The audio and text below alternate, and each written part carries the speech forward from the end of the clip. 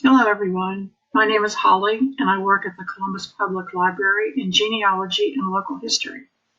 This video is part of a series about Ancestry 101.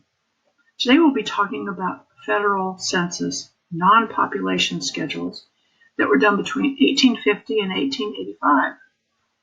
So go to www.cvlga.org, hover over the tab that says Research It, go down to Genealogy and Local History, and over to Genealogy Resources. We'll scroll down and click on Ancestry Library Edition.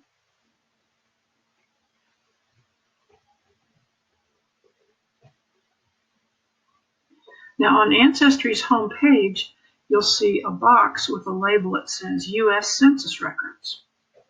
What I want you to do is click the word All.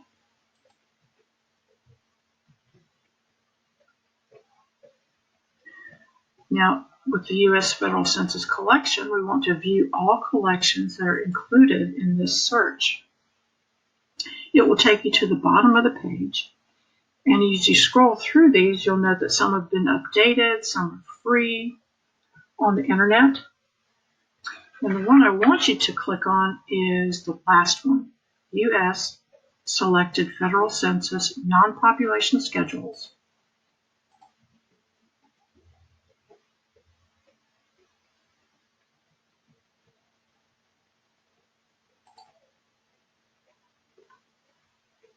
Now again, before entering any information here, what I want you to do is scroll down to the bottom of the page and we'll see which states are included in these non-population schedules. And you'll also notice the dates for these schedules. In general, what was recorded covered 1 year preceding the year of enumeration. That year began and ended on June the 1st. So any schedule done like in 1850 would have covered the time between June the 1st, 1849 and May 31st, 1850. Also note that the questions on these schedules changed, so you may not find the same information on the same schedule in different years. So what are these non-population census schedules? This is where you'll find out more information about what your ancestor did for a living, what he or she may have grown or produced, or the community where he or she may have lived. The schedules are agriculture, manufacturing, and social statistics. First, the agriculture schedules were taken between 1850 and 1885. Here is where you can find the names of owners, agents, and managers on farms or plantations or market gardens. Things like the value of a farm, including machinery and livestock, broken down by breed, and the amount of agricultural goods produced during the preceding year, broken down by crop. The 1880 schedule has additional details, such as the amount of acreage used for each kind of crop, the number of poultry, and the number of eggs produced. So what if you can't find your ancestor in an agriculture schedule, but you're pretty sure they had a farm that produced crops to sell? Well, not every farm was included in these schedules. In 1850, if a farm produced less than $100 worth of products every year, they were not included in the schedule. By 1870, farms of less than 3 acres or farms that produced less than $500 worth of products were also not included. Remember also that this schedule is only a 1-year snapshot. Your ancestor may have become a farm owner after the information on this schedule was collected, and so it would not show up. Next, the industry manufacturing schedule includes data on manufacturing, mining, fishing, mercantile, commercial, and trading businesses. The quantity and quality of data varies by census year because when Congress passed the act to account for manufacturing establishments and what was made, there weren't specific instructions for what information should be collected. These schedules are available for 1820, 1850, 1860, 1870, 1880, and 1885. So what can we learn from these schedules? Well, the names of manufacturers, what they made, what kinds of raw material was used, and what was the value of what they produced. What kind of power or machinery was used, and how many men and women were employed. Again, not every manufacturer was included. If a business produced less than $500 worth of goods per year, it was not included on any schedule. There are also special schedules of manufacture in 10 industries that we'll see in an example I'll show you later. Finally, social statistics schedules can provide even more information about your ancestors' communities. They were taken from 1850 to 1880. There is information about libraries, newspapers, annual taxes, and schools, including the number of teachers and pupils, trade societies, property values, the number of paupers supported in the community, and the number of convicts in jail.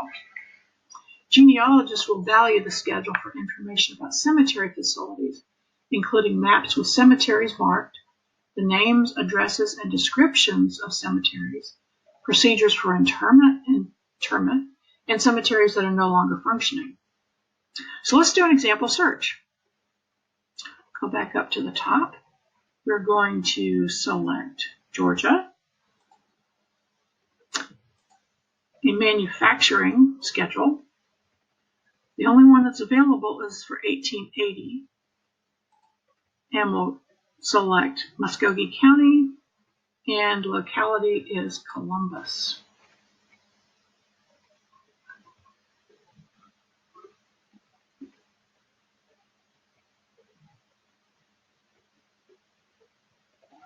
So the results I get, if you look down here, there are 4 pages.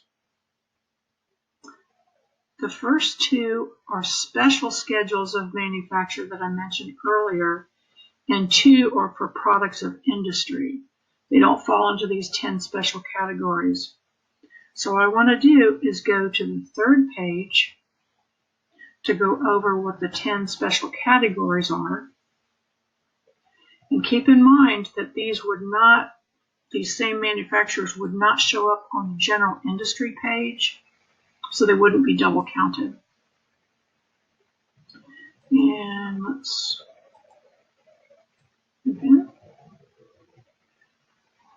okay, the special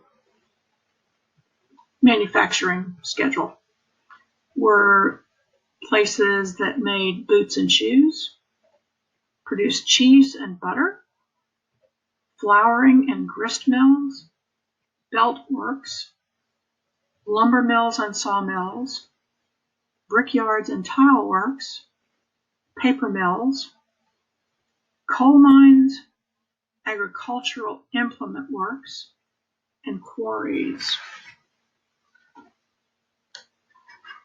So the businesses on this page and the next one, pages 3 and then pages 4, are not ones that fall into those special manufacturing categories.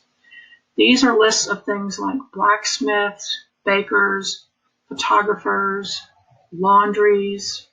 There's a manufacturer of sashes, doors, and blinds, or a business that makes trunks and valises.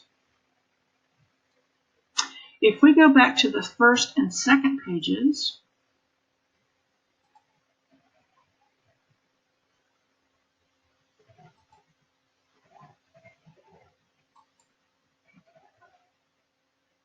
so we're here on the 1st page.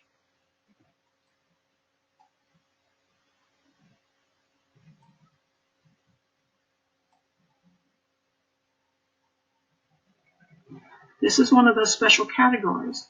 Flour and grist mills that produce cheese, butter, and condensed milk factories. There's only one listed. And we go to the 2nd page. This is another one of the special categories. This is for agricultural implements. And there appears to be only one also. So there's one of each of these in Columbus and Muskogee County in 1880, as of May 31st, 1880. So each of these schedules, all of them, have general questions that are common, like company name or the individual's name, the amount of capital invested, the number and sex of employees, how many hours worked per day, wages paid per day, how many months they were in operation, and things like how was power generated. So what about all these other questions? Many of them are really unreadable, even if you try and zoom in. So there's a resource that I found that will list what these questions are. It's found in this publication right here.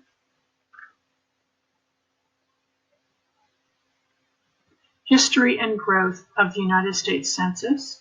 It is available at Google Books online, published in 1900. For the schedule of manufacturers, all that fine print. General schedule of manufacturers. This is on page 315. For agricultural implements, pages 315 and 316. I'm sorry, 316 and 317. For the flour and grist mill questions, see page 320 and 321.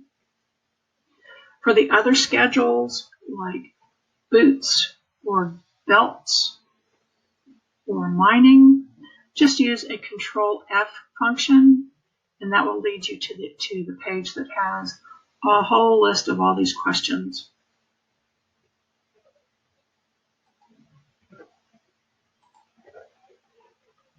So, while you're trying to build your family tree using Ancestry Library Edition, besides checking out each annual census, be sure to check out the non-population schedules to find out more about the industries, farms, and communities where your ancestors lived.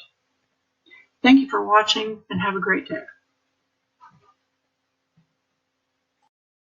We are springing into summer learning at the Chattahoochee Valley Libraries, and the program you just attended is one of the ways you can earn completions.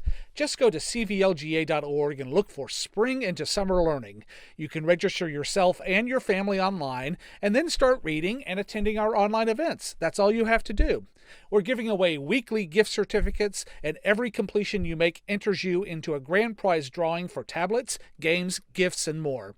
Remember, you have to register to win. cvlga.org, and we'll see you online again real soon.